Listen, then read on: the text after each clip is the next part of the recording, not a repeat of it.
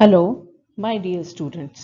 मैं doctor Abha Gupta, associate professor home science, government Meera girls college Udaipur, आज अपने वीडियो में चर्चा करूंगी संयोजी ऊतक या कनेक्टिव टिश्यूज। हम अपने पिछले 2 वीडियोस में ऊतकों के बारे में चर्चा कर चुके हैं। ऊतक क्या होते हैं, ऊतकों की परिभाषा क्या है, ऊतक कितने प्रकार के होते हैं, और उसके बाद में हमने सेकेंड पार्ट जो ऊतक का था उसमें चर्चा की एपिथेलियल टिश्यूज या उपकला ऊतक की। आज ऊतक या टिश्यूज के तीसरे भाग में हम चर्चा करेंगे कनेक्टिव या संयोजी ऊतक के बारे में। संयोजी ऊतक जो हैं वे रेशेदार ऊतक होते हैं। प्राणियों के संयोजी ऊतकों का मुख्य घटक कोलेजन नामक प्रोटीन होता है, अर्थात ये कोलेजन से मिलकर के बने हुए होते हैं। संयोजी ऊतक मानव शरीर में एक अंग को दूसरे अंग से जोड़ने का कार्य करता है। जैसे कि नाम से ही विदित होता है, संयोजन या कनेक्शन बनाना। यह प्रत्येक अंग में पाया जाता है। यह ऊतकों का एक विस्तृत समूह है। संयोजी ऊतक का विशिष्ट कार्य संयोजन करना, अंगों को आच्छादित करना अर्थात उनको कवर करना और उन्हें अपने सही स्थान पर रखना है। संयोजी ऊतक शरीर को एक ढांचा प्रदान करते हैं। इनमें कोशिकाएं उपकला कोशिकाओं की भांति बहुत अधिक चिपकी हुई नहीं होती, बल्कि एक दूसरे से काफी अलग अलग रहती हैं। हमने जब उपकला ऊतक के बारे में पिछले वीडियो में बात की थी, तो वहां सबसे पहली या इम्पॉर्टेंट चीज यही थी कि उपकला ऊतक एक आधारीय मेम्ब्रेन या सतह पर पाए जाते हैं और उनके बीच में पाया जाने वाला स्थान जो है वो न के बराबर होता है। इनके बीच के स्थान में अंतर कोशिकीय पदार्थ भरा होता है, जिसे कि मैट्रिक्स कहते हैं। यह पदार्थ रेशेदार दिखाई देता है। इन ऊतकों की कोशिकाएं अलग अलग आकार और रूप रंग की होती हैं। यद्यपि सबके संयोजी कार्य में समानता होती है, फिर भी देखने पर अलग अलग प्रकार के जो संयोजी ऊतक हैं वो थोड़े भिन्न नजर आते हैं।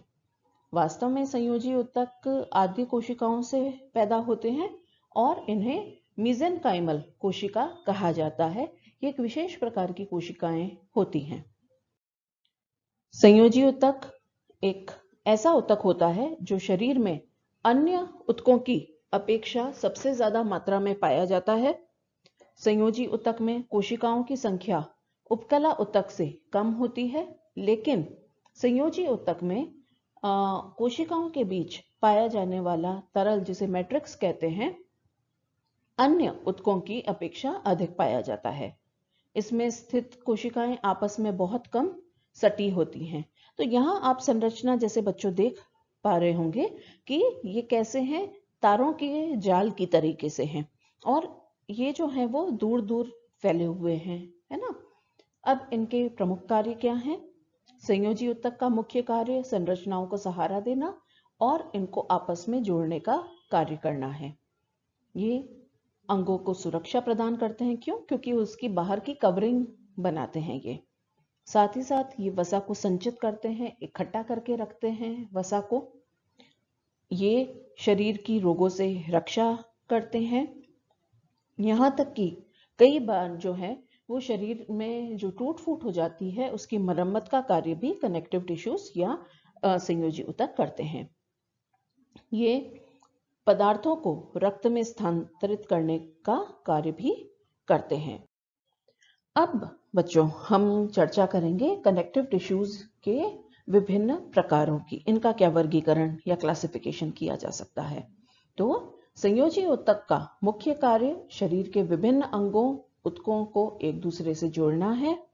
अंतरकोशिकीय अवकाश, मैट्रिक्स का प्रकार और कार्य आदि के आधार पर संयोजी ऊतक के ये निम्न प्रकार हम देख सकते हैं। सबसे पहला अवकाशी ऊतक या जिसको एरियोलर टिश्यूज भी कहा जाता है। दूसरा वसीय ऊतक, एडिपोज टिश्यूज या फैटी टिश्यूज कहलाते हैं। तीसरा श्वेत सौत्रिक या तंतुमय ऊतक, व्हाइट फाइब्रस टिश्यूज। चौथा पीत या पीले प्रत्यास्थ ऊतक येलो इलास्टिक टिश्यूज। पांचवा लसिकाब ऊतक या जिसको कि हम लिम्फॉइड टिश्यूज भी कहते हैं। छठा रक्त ऊतक या हीमोपोएटिक या ब्लड टिश्यूज जो हैं वो कहलाते हैं।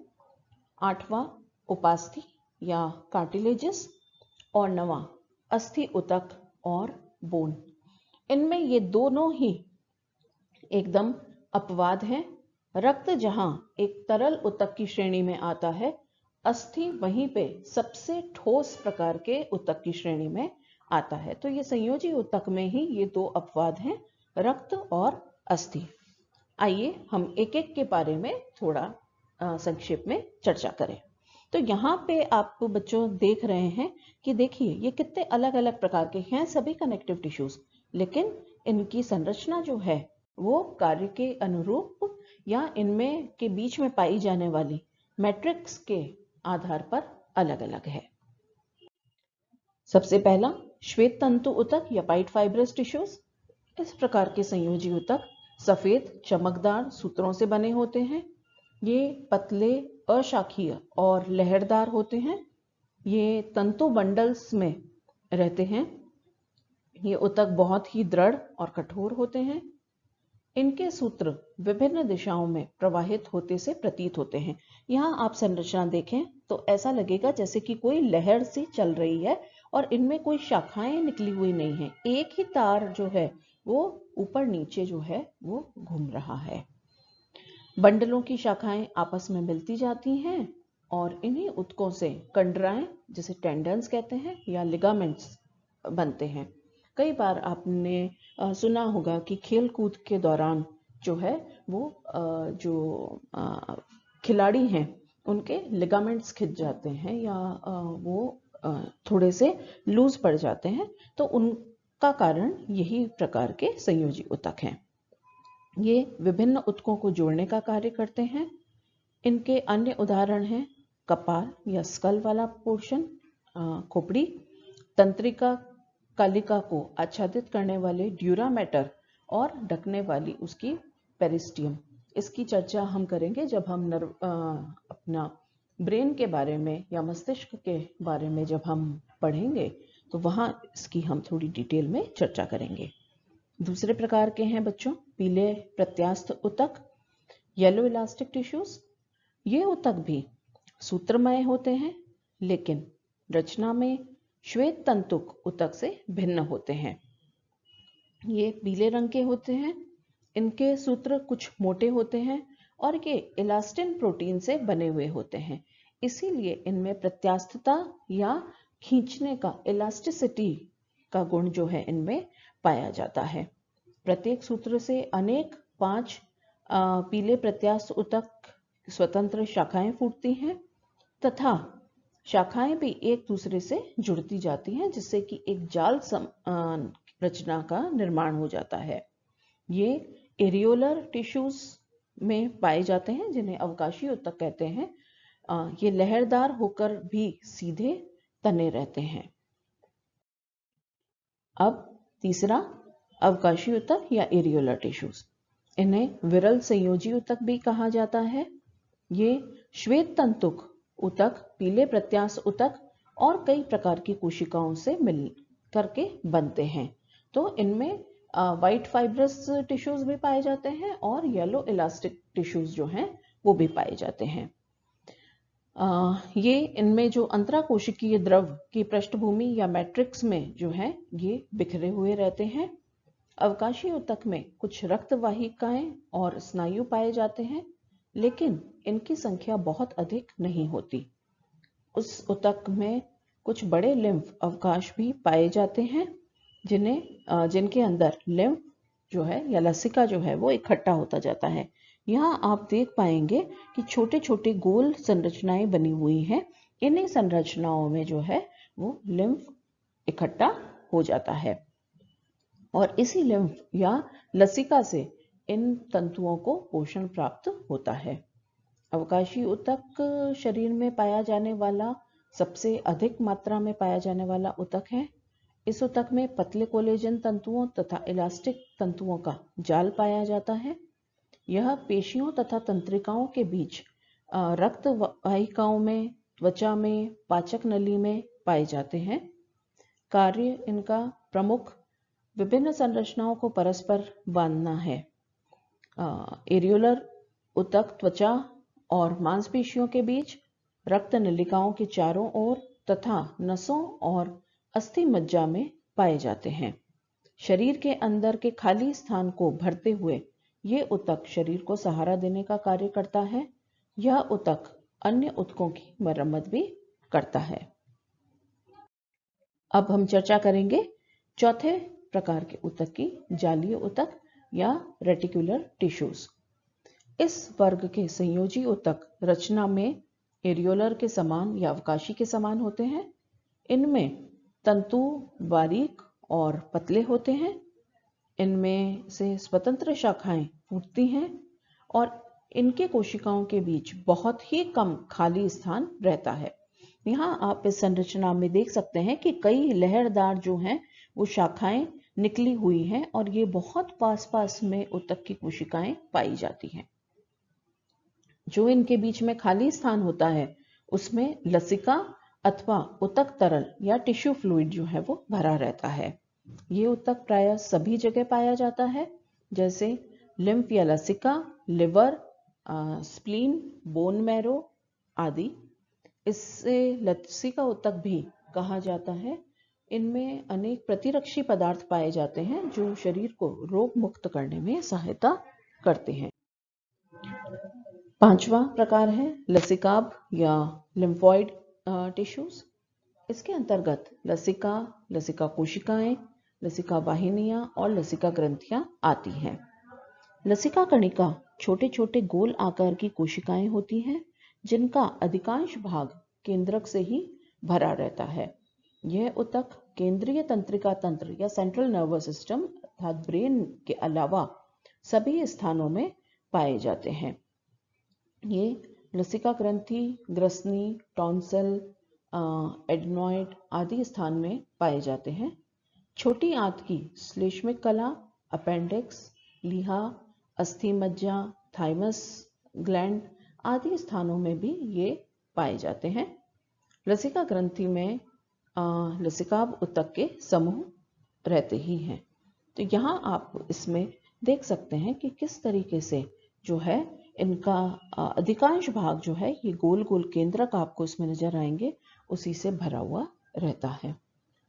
अब छठी प्रकार की जो ऊतक हैं उसकी हम चर्चा करते हैं, वसामय ऊतक या फैटी और एडिपोज टिश्यूज।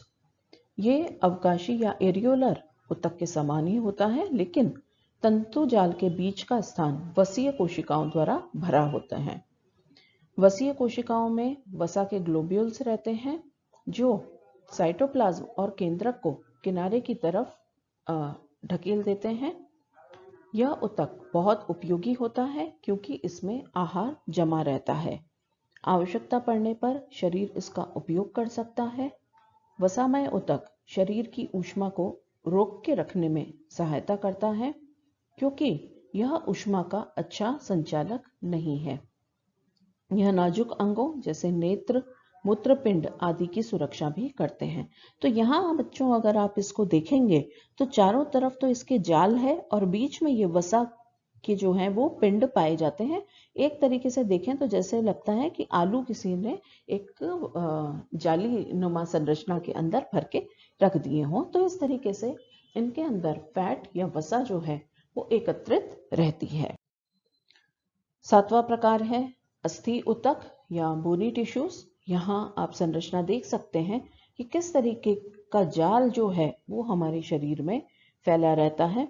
इसके अंदर की संरचना जो है हम ये डिटेल में पढ़ेंगे जब हम अपने अस्थि तंत्र के बारे में बात करेंगे, स्केलेटन सिस्टम के बारे में बात करेंगे। तो बोन की क्या संरचना होती है, हड्डियां कितने प्रकार की होती हैं, कैसे बनी होती हैं, ये बहुत ही इंटरेस्टिंग सी चीज है जिसको हम विस्तार से बाद में पढ़ेंगे। ये ऊतक सभी संयोजी ऊतकों में सर्वाधिक मजबूत होता है। यह उपास्थि का एक विशिष्ट प्रकार है जिसमें कोलेजन खनिज लवणों जैसे कैल्शियम से व्याप्त रहता है। कोलेजन तंतु अस्थि को मजबूत बनाते हैं और खनिज लवण इसे सख्त बनाते हैं। इसलिए अस्थि नरम ऊतकों को उचित सहारा दे पाती है। तंतुओं के बीच की कोशिकाओं को ऑस्टियोसाइट्स कहते हैं। अस्थि में काफी रक्त नलिकाएं भी पाई जाती हैं। अगला हम चर्चा करेंगे उपास्थि ऊतक के बारे में। ये कॉन्ड्रोसाइट्स कोशिकाओं में बने होते हैं। इनमें रक्त वाहिनियां नहीं होती। यह रक्त संबंधी अपनी आवश्यकता पेरिकार्डियम से पूरी करते हैं। ये कुछ अपारदर्शी, चमकदार, दृढ़ तथा प्रत्यास्थतापूर्ण होते हैं। बच्चों में इस ऊतक की अधिकता से उनका शरीर लचीला होता है, लेकिन धीरे धीरे उपास्थि विकसित होकर के अस्थि का रूप धारण कर लेती है। क्यों? क्योंकि उनमें धीरे धीरे खनिज लवण, कैल्शियम, फास्फोरस आदि जमा होना शुरू हो जाता है।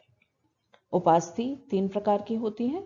शुभ्र उपास्थि या हेलाइन कार्टिलेज, तंतुमय उपास्थि फाइब्रो कार्टिलेज और लचीली उपास्थि इलास्टिक कार्टिलेज। शुभ्र उपास्थि यह मैट्रिक्स में रहती है। इसमें सफेद फाइबर्स पाए जाते हैं। यह श्वास नली और जोड़ों के स्थान पर अस्थियों के सिरों को ढकने का कार्य करती है। ये भ्रूण या एम्ब्रियो में एक अस्थायी ढांचे के रूप में कार्य करती है।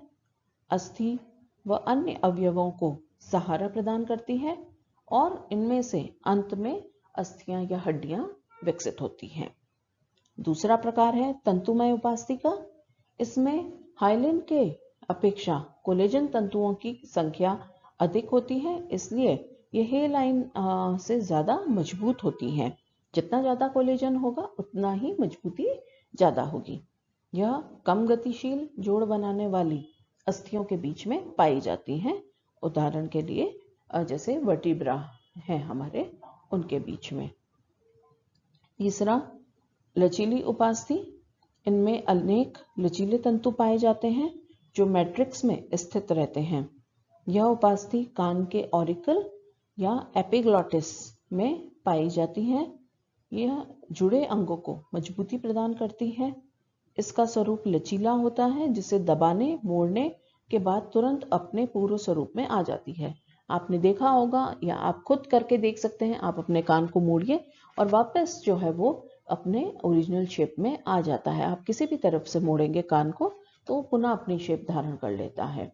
इसी तरीके से जो हमारे गले में मुंह के लास्ट वाले भाग पे एक एपिग्लॉटिस नाम की संरचना पाई जाती है। जैसे ही आप खाना निगलते हैं वो नीचे की तरफ हो जाता है। खाना जैसे ही अंदर चला जाता है वो अपने वापस स्थान पर आ जाता है। तो यहाँ आप संरचना में देख सकते हैं कि उपास्थि ऊतक किस प्रकार के होते हैं। और अंतिम है रुधिर या रक्त। यह एक तरल संयोजी ऊतक है। रुधिर ऊतक के लाल रुधिर कणिकाएं, श्वेत रुधिर कणिकाएं और ये प्रमुख 2 भाग होते हैं। लाल रुधिर कणिका ऑक्सीजन का आदान प्रदान करती है, जबकि श्वेत रुधिर कणिका रोगों से शरीर की रक्षा करती है। मानव की लाल रुधिर कणिका जो कोशिका है उसमें न्यूक्लियस या केंद्रक नहीं पाया जाता। रक्त जो है वो प्लाज्मा और रुधिर कणिकाओं से मिलकर के बना होता है। प्लाज्मा एक निर्जीव तरल पदार्थ है जिसमें रक्त कणिकाएं तैरती रहती हैं। प्लाज्मा पीले रंग का क्षारीय पारदर्शक तरल पदार्थ होता है। यह रक्त का लगभग 55% भाग बनाता है। इसमें कार्बनिक और अकार्बनिक पदार्थ पाए जाते हैं। 90% तक जो भाग है वो जल का इसमें होता है। कार्बनिक पदार्थों में प्लाज्मा प्रोटीन होते हैं जो मुख्यतः एल्ब्यूमिन, ग्लोब्यूलिन और प्रोथ्रोम्बिन होते हैं। ये अलग अलग प्रकार के प्रोटीन के नाम हैं बच्चों। ग्लोब्यूलिन एंटीबॉडीज का काम करते हैं और विषैले पदार्थों या वायरस, जीवाणुओं को नष्ट करने का काम करते हैं, जबकि प्रोथ्रोम्बिन जो है वो रक्त का थक्का जमाने का कार्य करता है। जब हम रक्त के बारे में पढ़ेंगे तब ये नाम आपको कई बार पढ़ने को, सुनने को मिलेगा। दूसरा इसकी संरचना में क्या होती है? रक्त कणिकाएं। पहला तो हो गया प्लाज्मा और दूसरा क्या है? रुधिर कणिकाएं या रक्त कणिकाएं। प्लाज्मा के अतिरिक्त शेष जो 40 भाग है उसमें से 50% भाग तो जो रुधिर कणिकाएं हैं उनका बना हुआ होता है। मनुष्य के रक्त में निम्नलिखित प्रकार की रक्त कणिकाएं पाई जाती हैं। पहला लाल रक्त कणिका, दूसरा श्वेत रक्त कणिका, तीसरा रुधिर प्लेटलेट्स। लाल रक्त कणिकाएं मनुष्य में ऑक्सीजन वहन का कार्य करती हैं। इन कोशिकाओं में केंद्रक अनुपस्थित होता है। इनका निर्माण अस्थि मज्जा में होता है। और श्वेत रक्त कणिकाएं शरीर की संक्रामक रोगों से रक्षा करती हैं। इन्हें प्रतिरक्षी कोशिकाएं भी कहते हैं। ये विविध प्रकार की होती हैं और इनका निर्माण भी अस्थि मज्जा में होता है। तो बच्चों, इस प्रकार से आज हमने चर्चा की कनेक्टिव टिश्यूज या संयोजी ऊतक के बारे में कि कितने विभिन्न प्रकार के संयोजी ऊतक पाए जाते हैं, कहाँ कहाँ या कौन कौन से अंग में किस प्रकार का ऊतक होता है और उसका वहां पे क्या विशेष कार्य होता है। अब हम अपने नेक्स्ट वीडियो में चर्चा करेंगे पेशीय ऊतकों के बारे में, है ना। हमने ऊतक के अंदर पढ़ा था जब हमने सबसे पहला भाग उसका देखा कि ऊतक जो है प्रमुख रूप से 4 श्रेणी में इनको बांटा जा सकता है। उपकला ऊतक, संयोजी ऊतक, पेशीय ऊतक हैं और तंत्रिका ऊतक। तो अगले वीडियो में हम चर्चा करेंगे पेशीय ऊतकों के बारे में। थैंक यू बच्चों।